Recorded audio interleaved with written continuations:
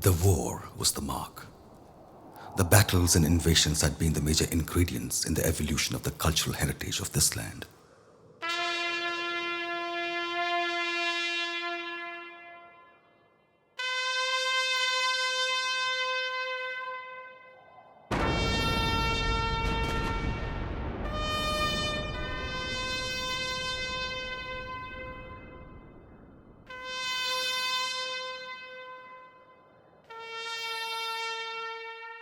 Thanjavur is the rice bowl of Tamilnadu. The only place in India where 3 times harvesting is taking place in a year is Thanjavur. Thanjavur, its origin is during the Sangam period. Thanjavur as a city originated during the Sangam period, but there is no reference in the Sangam literature. But a myth is there. The word is derived from a ruler, Asura ruler, who ruled Thanjavur years back. But really, the myth is created by the Brahminical religion. After the decline of Buddhism, Brahmanism became dominant, and Brahmanism wanted to monopolize. In the remote past, this place was ruled over by an Ashura king named Thanjan. As legend has it, King Thanjan was killed by Neelamega Perumal, the incarnation of Mahavishnu. It is believed that this story was built up of the Brahminical domination over the dying Buddhist influence. Thereafter, King Thanjan's Ur, the land, became Thanjavur. Thanjavur is the gift of Kaveri.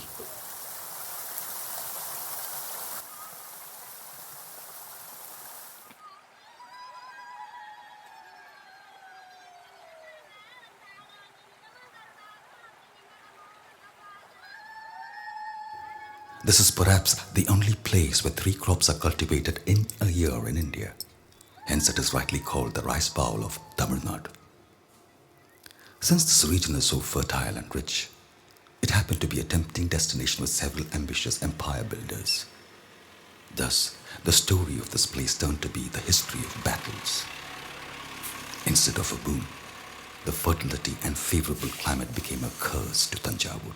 Verdant fields, ritualistic labor of partisans, rhythmic tones of harvest. Yes, agriculture is the structural aspect of this region's economy. Behind this attraction was the fertility. As a result of this fertility, this region became the cradle of art, architecture, temple architecture, Karnatic music, Bharatanatyam, etc. Like that wealth contributed to development of these kinds of arts.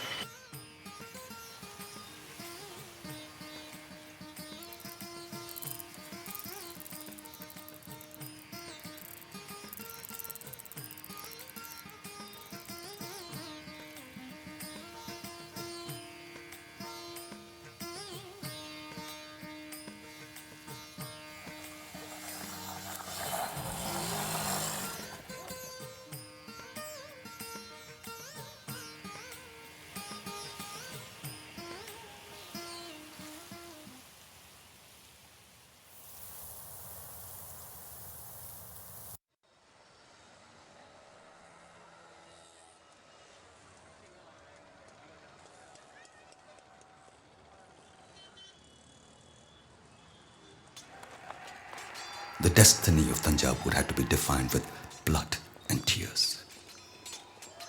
The earliest reliable reference about Thanjavur was the battle with the Kalabras. In this battle, Cholas lost their sway over Thanjavur in the 3rd century of the Common Era. Kalabras lost Thanjavur in the 6th century Common Era. It was conquered and occupied by Muthariyas who reigned over it until 849 CE. The scholars claim that Thanjavur city came into existence during the Sangam period or a little bit earlier. Once again, the Cholas regained their control over Thanjavur in 850 CE.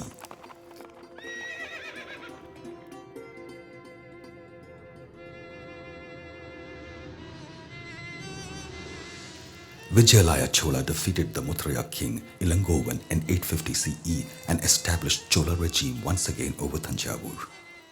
Thus, Cholas continued their rule over Thanjavur until 1220 CE.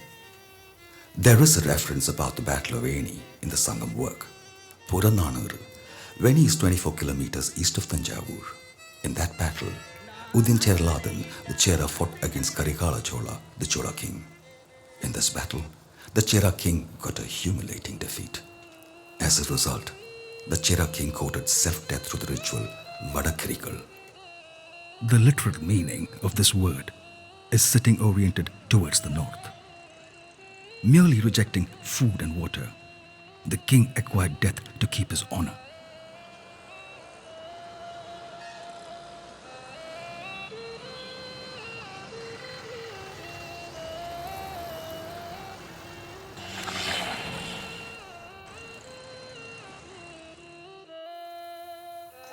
Since the age of the Cholas, water has marked Thanjavur's border. On all four sides, you can see water and water alone.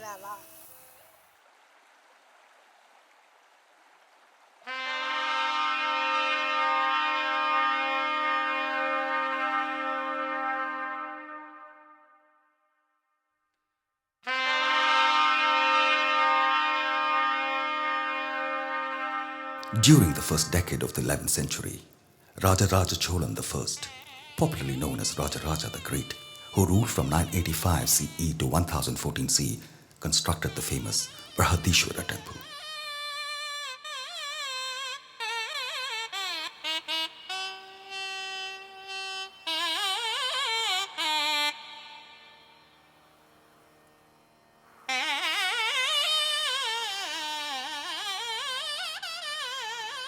The main shrine of Sri Brihadishwara, the great god, stands at the western end of the main court.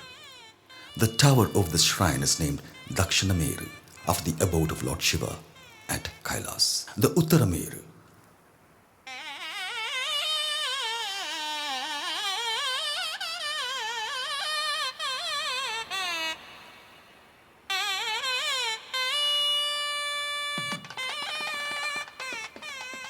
this tower, called Vimana, is of the Dravidian style of architecture. The Vimana rises to a height about 216 feet in 14 stories. The Shikhara, or the cupolic dome, is octagonal in shape and crowns the Vimana. The gilded Kalasa, the finial over it, is 12.5 feet high. The structure of the temple is a perfect blend of engineering and aesthetics. It is decorated with marvelous paintings of 11th century. Strictly, it is great in all perspectives: structural design, sculptures, both stone and copper, iconography, painting, jewelry, and everything. Epigraphs of the temple are the best specimens of calligraphy. Under the Cholas, Dravidian style of architecture developed and was perfected. Raja Cholan I appointed 400 dancing women and provided each with one house and one valley of land.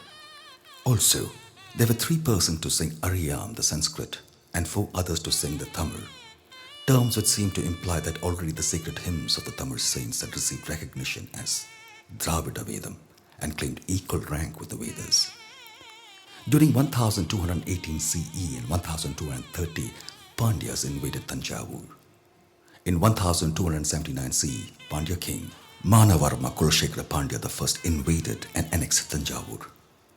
Pandyas continued their rule over Thanjavur until 1311 CE. During this period, Cholas remained as the vassals of the Pandyas. But the destiny of this region was designed by invasions. Malik Kafur invaded Thanjavur during the days of the South Indian expedition. Until 1365, Thanjavur remained under the rule of Delhi sultans. Battles for Thanjavur still went on, for its alluring power was so great. It went under the supremacy of the Vijayanagara Empire. It remained under their control until the Vijayanagara Nayak of Arcot declared his independence in 1532 CE. The Thanjavur Nayaks retained the region until 1662 CE. They patronized fine arts and literature.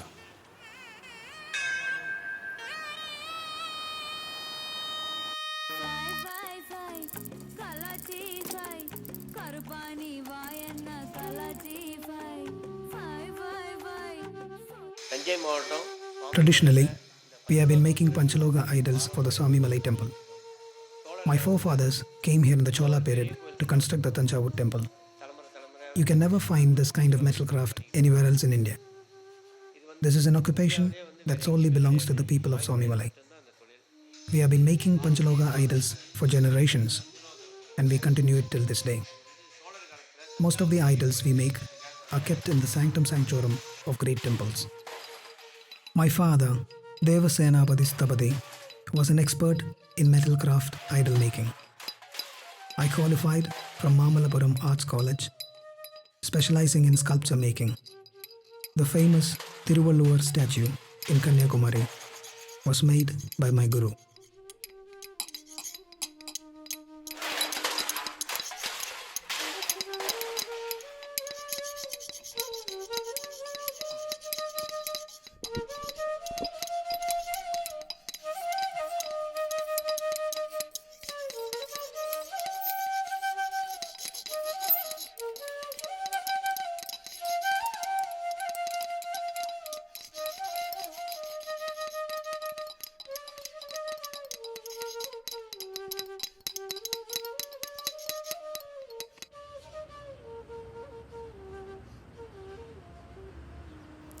From 1662 CE to 1674 CE, Thanjavur fell under the control of Madurai Nayaks. The invasions for this great land still went on. In 1675 CE, Ekuji, a cousin of Chhatrapati Shivaji, invaded Thanjavur and occupied it. The remaining period, until the operation of the British policy of doctrine of lapse, Marathas ruled over Thanjavur. Maratha period was the glorious days of Karnatic music in Thanjavur. Indian classical music, especially the Carnatic version, is based on the tones of string instruments. Here, veena is the major designing factor of the raga system of Carnatic music. It is the only instrument possible to render the entire facets of a particular raga. The reverbs produced by its strings define the matchless feature of this ancient music system.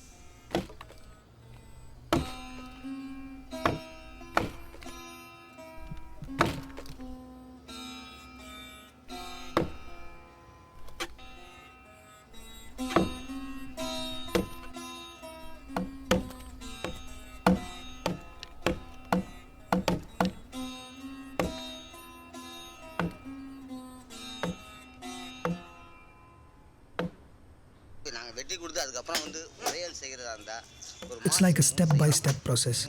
We cut and carve out the wood. We can hardly do 3 pieces per month. Even finishing 3 will be difficult sometimes.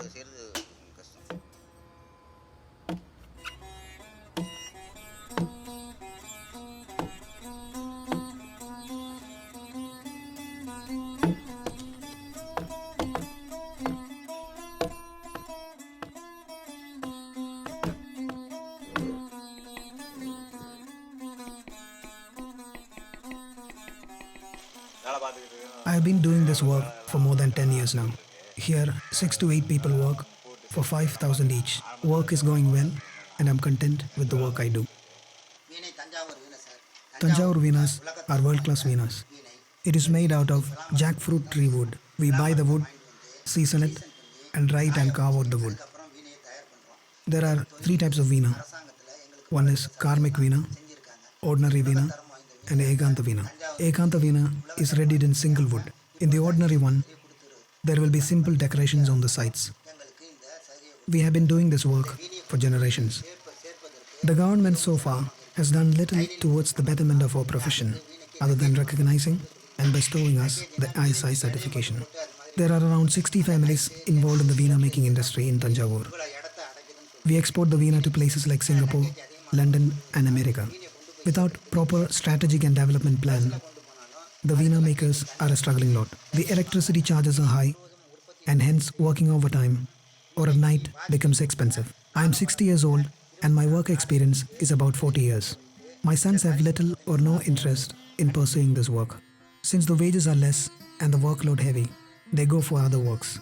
I request the government to reduce electricity rentals, provide us lighting facilities, and also start a specialized training institute to sustain and develop this age-old tradition. We go through a lot of struggle in manufacturing the Veena. If we are to transport the goods by train or bus, heavy luggage charges have to be paid, and getting the right wood is also a difficult task. Once the finishing touches are done, the strings need to be fine-tuned. We fix 24 rods accordingly and seek Sarigama Padanisa. Only an efficient and learned person can do this job.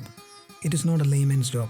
A well-qualified person's intervention is needed to find the subtle nuances and the Shruti. Not everyone can do this job. Only an expert can make perfect the Veena.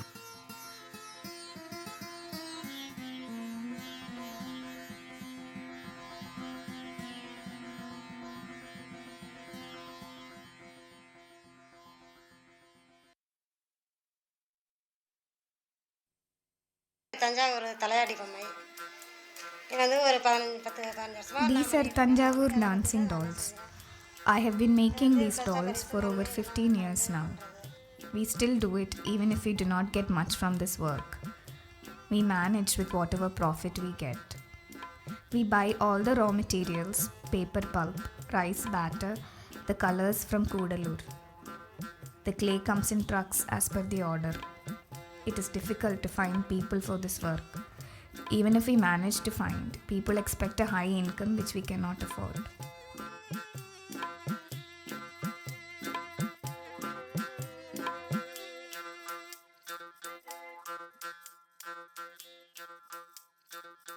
During his reign of 35 years, Raja Sarojji, the second last ruler of the Maratha line, proved to be one of the best rulers of the country. With the demise of Sarojji, the glory of Thanjavur drooped and after him departed. Raja Sarojji II, the ruler of Thanjavur, was forced to sign the subsidiary treaty with the British during the time of Lord Wellesley in 1799. The ruler became a pensioner of East India Company. His pension was £40,000 per annum.